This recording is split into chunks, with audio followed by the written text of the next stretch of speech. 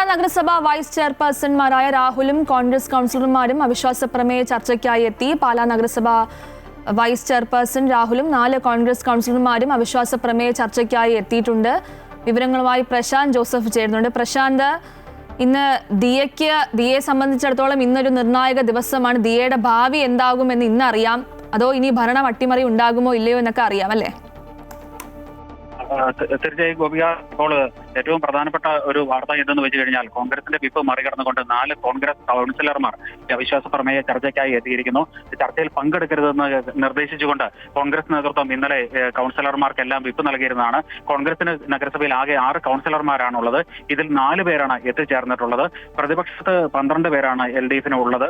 എന്നാൽ 2 പേരുടെ കൂടി പിന്തുണയുണ്ടെങ്കിൽ മാത്രമേ ഈ അവിശ്വാസ പ്രമേയം വിജയിക്കുകയുണ്ടായിരുന്നുള്ളൂ. ഈ ഒരു സാഹചര്യത്തിലാണ് ഇപ്പോൾ 4 കോൺഗ്രസ് കൗൺസിലർമാർ എത്തിയിരിക്കുന്നു. അതോടൊപ്പം തന്നെ കോൺഗ്രസ് വിമതയും നഗരസഭയുടെ ഉപാധ്യക്ഷയുമായ മായ രാഹുലും എത്തിയിട്ടുണ്ട്. മായ രാഹുൽ മുൻപ് തന്നെ നിലപാട് വ്യക്തമാക്കിയിരുന്നതാണ്. സ്വതന്ത്ര കൂട്ടായ്മയ്ക്ക് പിന്തുണ ഒരു കാരണവശാലും നൽകില്ല എന്ന് മായ രാഹുൽ നേരത്തെ തന്നെ വ്യക്തമാക്കിയിരുന്നു.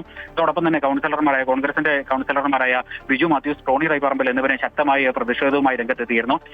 ഈ 2 പേർക്ക് ടോണി മാത്യൂസിനും ഒപ്പം ടോണി റൈപ്പറമ്പിലിനും ബിജു മാത്യൂസിനും ഒപ്പമാണ് മറ്റ് 2 കൗൺസിലർമാരെ കൂടി, അതായത് ലിസിക്കുട്ടി മാത്യു, രജിത പ്രകാശ് എന്നിങ്ങനെ 2 കൗൺസിലർമാർ കൂടി എത്തിയിരിക്കുന്നത്.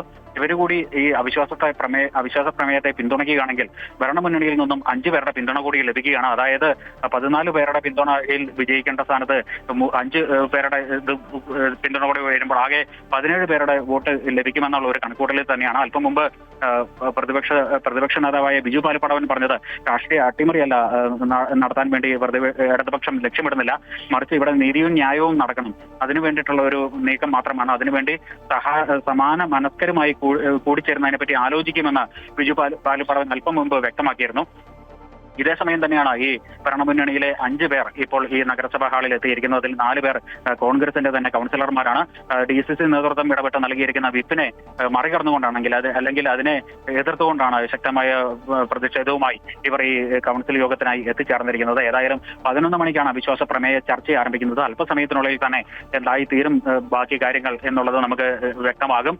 ഏതായാലും ഈ അടുത്ത ഒരു മണിക്കൂർ വളരെ നിർണായകമാണ്. ഏതായാലും ഈ അവിശ്വാസ പ്രമേയം വിജയിക്കുമെന്ന തരത്തിലുള്ള കാര്യത്തിൽ തന്നെയാണ് മുന്നോട്ട് പോയിക്കൊണ്ടിരിക്കുന്നത്. ഏതായാലും ദിയ ബിനു പുളിക്കക്കണ്ടം എന്ന ഇന്ത്യയിലെ തന്നെ ഏറ്റവും പ്രായം കുറഞ്ഞ ചെയർപേഴ്സൺ അവർ ഇനി അധികാരത്തിൽ തുടരുമോ അതല്ലെങ്കിൽ പുറത്തേക്ക് പോകേണ്ടി വരുമോ എന്നുള്ള കാര്യത്തിൽ അല്പസമയത്തിനുള്ളിൽ കാര്യങ്ങൾ വ്യക്തമാകും. ഐശ്വര്യ. ശരി, പാലാ നഗരസഭയിൽ നാടകീയ നീക്കങ്ങളാണ് ഇപ്പോൾ നടക്കുന്നത്. കോൺഗ്രസിന്റെ വിപ്പ് മറികടന്ന് 4 കൗൺസിലർമാർ അവിശ്വാസ പ്രമേയ ചർച്ചയ്ക്കായി എത്തിയിട്ടുണ്ട്. കോൺഗ്രസ് കൗൺസിലർമാരായ ബിജു മാത്യൂസ്, ടോണി തളിപ്പറമ്പിൽ, ലിസിക്കുട്ടി മാത്യു, രജിത പ്രകാശ് എന്നിവരാണ് എത്തിയിട്ടുള്ളത്. കോൺഗ്രസ് വിമതയും നഗരസഭ വൈസ് ചെയർപേഴ്സണുമായ മായ രാഹുലും എത്തിയിട്ടുണ്ട്. പ്രശാന്താണ് വിവരങ്ങൾ നൽകിയത്.